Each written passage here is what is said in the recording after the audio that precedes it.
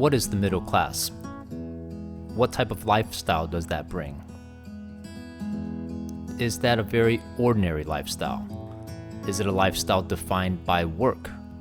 Can that lifestyle bring happiness? I think in order to answer these questions, we first have to define what the middle class is. What I found in trying to Google a definition for middle class is that there's not one exact definition. Hold up, cut the music. So I finished this video and I decided to come back in and add this message because I realized the video in the beginning doesn't accurately represent what I want this video to be. So do me a favor, watch till the end and you'll see what I'm talking about. What I found in trying to Google a definition for middle class is that there's not one exact definition of income. If we go to thebalance.com, it says that the Pew Research Center defines it as between 67 and 200% of median household income. Median household income is defined as $61,372. Additionally, it gives a chart below of different income ranges, the middle class being 45% of households. That income range is $45,000 to $140,000. It seems to me that that's a pretty big range, and depending on where you live and the number of people in your household, it could mean quite a difference in the type of lifestyle that you're living. Pew Research Center does go on to address these 2 points, giving a calculator which factors in number of people in household as well as where you live. Finally, it goes on to talk about other factors, including wealth and net worth. For example, if you come from money but might not necessarily make a lot of money, you might have a higher standard of living. Or if you have a high net worth, that might also change your lifestyle.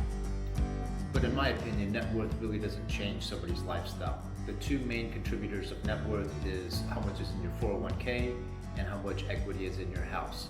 Just because I've got $100,000 or $200,000 in my 401k or in my house, it doesn't really change my lifestyle because I can't touch that money anyways.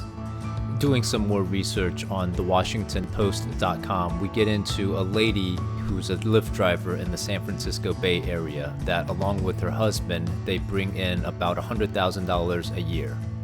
It's interesting because when asked if she's in the middle class, she thinks about it a little bit and says, "I think so." She thinks about it because her income would put her in the middle class, but she doesn't feel like she's in the middle class because of how much she works. This is the first time that feelings are brought into what class you are.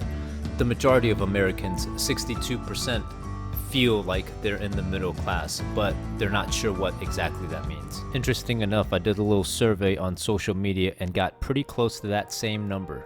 If we scroll down, we see, again, income ranges that define the middle class. If you look here, 43,000 and 127,000 is the big difference. And if you talk about the feeling of somebody making 43,000 and the feeling of 127,000, probably a huge difference. So if feeling is a factor in what defines your class, what other factors define your class?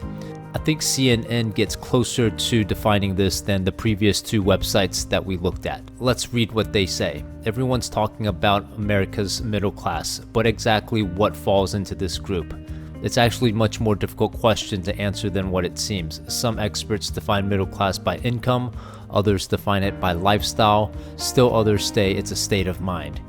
I think now we're getting into a lot more useful definition of middle class. It's a lifestyle, it's a state of mind, and yes, it's got a little bit to do with income. Let's go back to see what CNN defines as middle class. CNN states that there's 5 major factors. The first one is income. Again, a huge range, $47,000 to $140,000. There's wealth as far as net worth. Anywhere between 0 and $400,000 puts you in the middle class.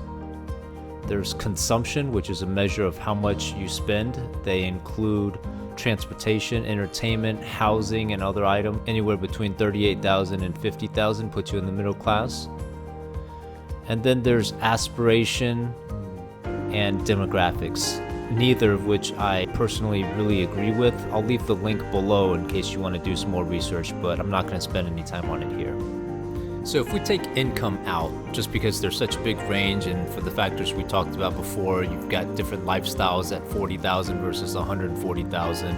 And if we take out wealth, just because you really can't touch your 401k, you really can't touch the equity in your house, we're left with consumption. Consumption and lifestyle, they kind of go hand in hand. Spending money on food, on transportation, entertainment, housing, that's the same thing as going to eat out, driving a nice car, balling out at the club, or living in a beautiful house.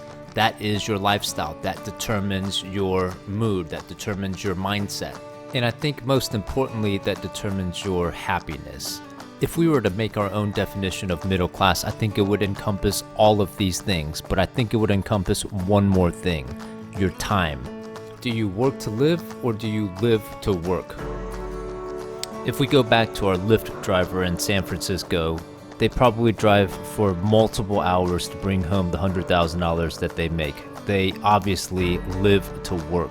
Now imagine a scenario where they're working a normal 40-hour week and bringing in that same $100,000.